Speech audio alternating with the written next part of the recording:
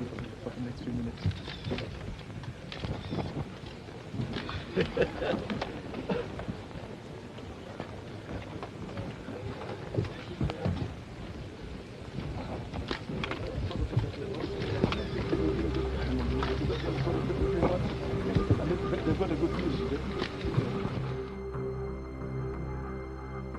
It was July 29, 1975, inside Kampala, Uganda.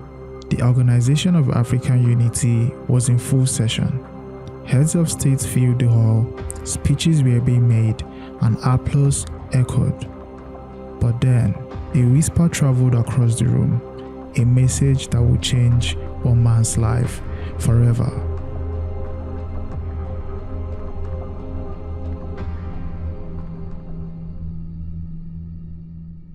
Idi Amin, Uganda's flamboyant and feared ruler, leaned towards his guest, Nigeria's General Yakubu Gowon, and with a chilling calmness, he delivered the news. You are no longer head of state. They all shifted. A silence fell, and in that instant, we saw two men, one who thrived in chaos, the other who embodied restraint, intertwined by history. This is the story of Amin and Gowon, of respect, power, betrayal, and the moment when Africa's political drama unfolded in front of its leaders.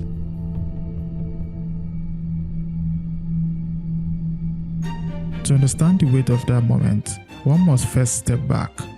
Who were these two men, and why did their paths matter so much to Africa in the 1970s? We begin with Yakubu Gowon. When Gowon became Nigeria's head of state in 1966, he was just 31 years old, the youngest leader in the country's history.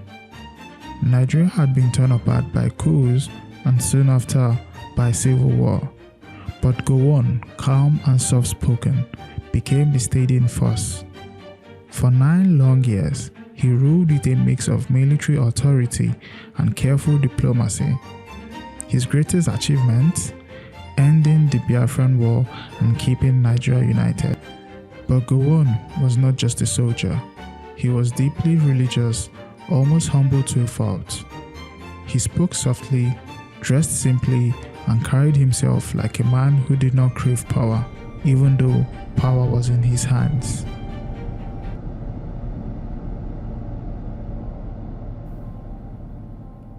Now, let's turn to Idi Amin. If Gowon was calm and steady, Amin was the storm. Standing at 6'4", broad-chested, booming with laughter one moment and deadly the next moment. Amin ruled Uganda like a stage. He was flamboyant, driving fancy cars, swimming with crocodiles, boxing in public, and giving himself some grand titles like the conqueror of British Empire. I have only come here for 5 minutes. I have come as a president of the Republic of Uganda, and also I am speaking as a great man who is the conqueror of the British Empire. But behind the theatrics lay brutality. His regime, beginning in 1971, was marked by purges, disappearances, and bloodshed. Amin was feared both home and abroad. Yet, strangely, he craved friendship, especially among fellow African leaders. He longed to be respected, even loved, by the very men who often whispered about his cruelty. And among those men, he held a peculiar respect for Yakubu Gowon.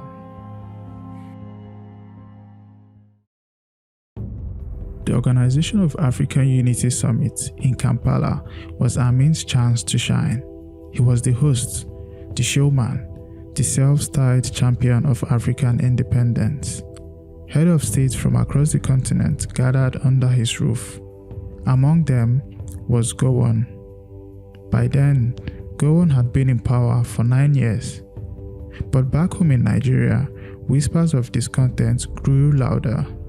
His long stay in power, his plans to delay returning to civilian rule, and his absence from the country during critical times had made him vulnerable. Still, Gowon walked into the summit in Kampala not as a worried man, but as a respected African leader. Then came the morning of July 29, 1975. News broke in Lagos. A coup had taken place. Gowon was overthrown by his own generals while he was abroad. Fellow Nigerians,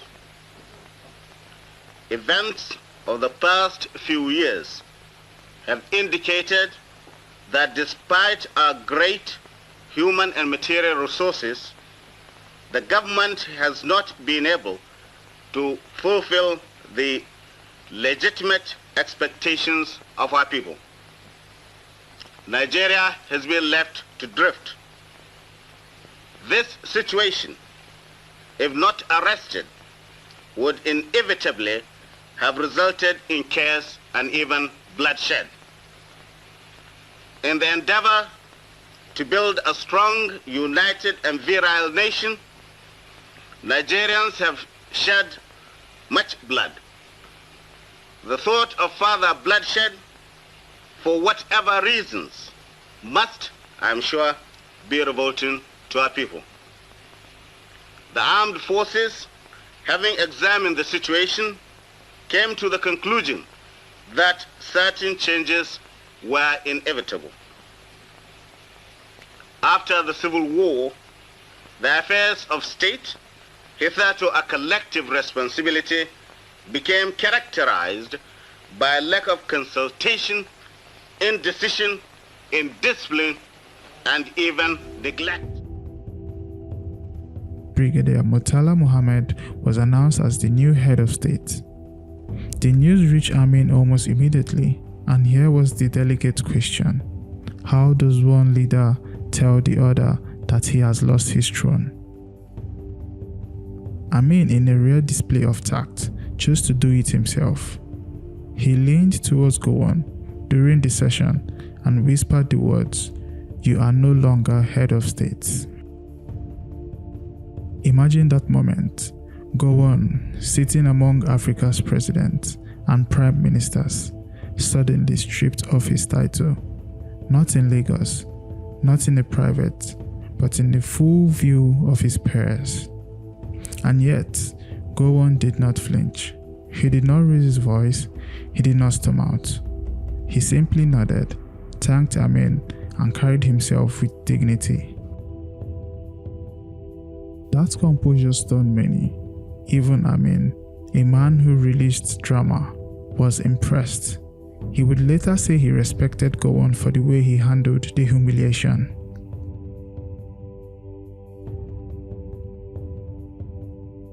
This moment also reveals something deeper about Idi Amin. For all his ruthlessness, he desperately wanted friends. He admired strong leaders, but was also quick to isolate himself when he felt threatened. Amin had tried to charm Julius Nyerere of Tanzania, Jomo Kenyatta of Kenya, and even Muammar Gaddafi of Libya. Some laughed with him, others kept their distance. But with Gowon, it was different. Amin respected the Nigerian leader's calmness, his restraint, and perhaps even his faith. In Gowon, Amin saw the qualities he lacked: stability and quiet strength. And so, when the coup unfolded, Amin handled the matter with surprising respect. But not everyone in Kampala felt the same way. The very next day, some African leaders quietly left the summit.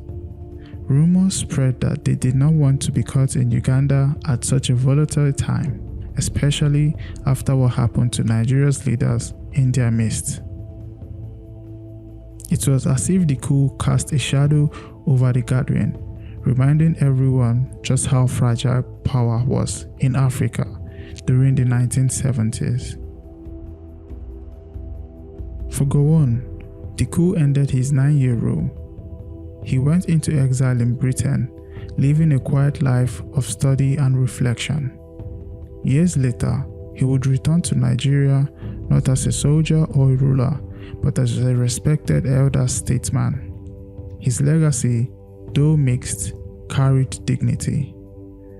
For Amin, the summit marked both a high point and the beginning of his decline. He had hosted Africa's leaders, commanded the spotlight, and even handled a delicate situation with tact. But beneath the surface, his regime was cracking. Within 4 years, in 1979, Amin himself would be overthrown and forced into exile, living the rest of his life in obscurity in Saudi Arabia. And so, the two men's paths diverged. One faded quietly into history with respect. The other burned brightly, but collapsed under the weight of his own excess. We often think of history as battles, dates, and treaties. But sometimes, history is just a whisper. One man leaning towards another, delivering words that carry the weight of a nation. On July 29, 1975, Idi Amin and Yakubu Gowon shared a moment. A dictator and a general, a showman and a statesman. For a brief instant, they were bound together by respect, circumstance, and the cruel unpredictability of power in Africa. And as we look back, we remember not just the fall of Gowon or the rise of Amin, but with fragile thread that connects all leaders. The knowledge that power is temporary, but dignity that endures.